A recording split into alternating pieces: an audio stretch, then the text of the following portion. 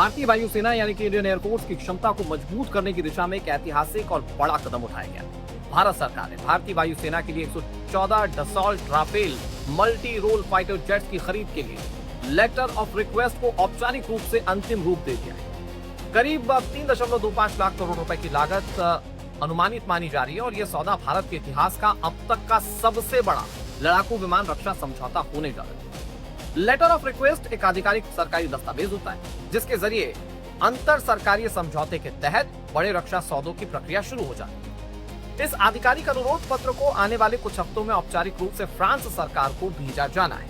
अब प्रस्तावित समझौते के मुताबिक कुल 114 विमानों में लगभग 90 जेट विमानों का निर्माण मेक इन इंडिया पहल के तहत भारत में ही किया जाएगा। इसके लिए फ्रांसीसी एरोस्पेस कंपनी डसॉल्ट एविएशन एक भारतीय निजी या सार्वजनिक क्षेत्र की कंपनी के साथ साझेदारी भी करेगी। देखिए, अव्वल तो हमारी बहुत सख्त ज़रूरत है, इमीडिएट ज़रूरत है हमें अपनी एयरफोर्स की स्ट्रेंथ बढ़ाने में, दैट इज़ वन। सेकेंडली, अभी 36 लिए हमने कुछ समय पहले राफेल, अब हम 114 राफेल ले रहे हैं और उधर हमने नेवी के लिए भी 26 राफेल लिए जो नेवी के ऑपरेशंस के लिए मॉडिफाइड होते हैं। तो ये इंडिकेट करता है कि भारत फ्रांस के साथ फ्रेंच एरोस्पेस में काफ़ी हमारी कोलैबोरेशन बढ़ती जा रही है, राइट। और ये जो 114 आ भी रहे हैं, इनमें से मेरे ख्याल से 18 आएंगे फ्लाई अवे कंडीशन में और 96 या 96 को भारत में असेंबल होना और मैन्युफैक्चर होना जितना होना है हो। इसका मतलब ये भी दर्शाता है कि शायद काफ़ी हद तक कि फ्रांस हमसे टेक्नोलॉजी अच्छी मात्रा में शेयर कर रहा है। देखिए, बॉटम लाइन अपनी कोर टेक्नोलॉजी कहीं ना कहीं सब रुकेंगे थोड़ी बहुत, पर कौन हमें सबसे ज़्यादा टेक्नोलॉजी ट्रांसफ़र कर रहा है, फ्रांस करता दिख रहा है।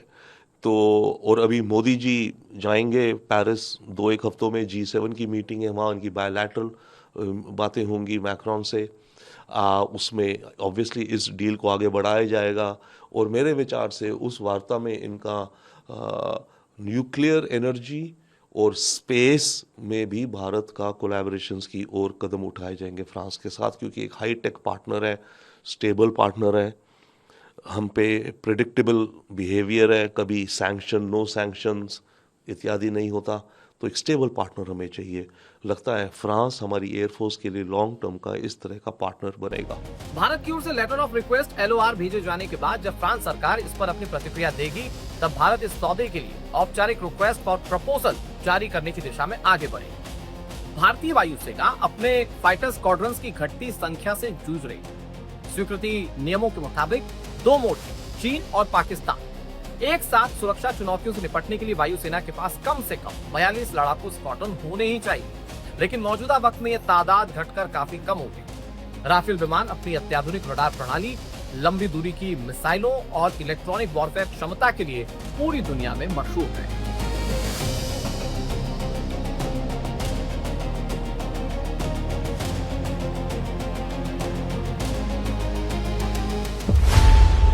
खबरों की रणभूमि में यहां शोर नहीं, सोच लड़ती है। जहां शब्द नहीं, फैक्ट्स वार करते हैं और हर सवाल खोलता है सच की नई परत।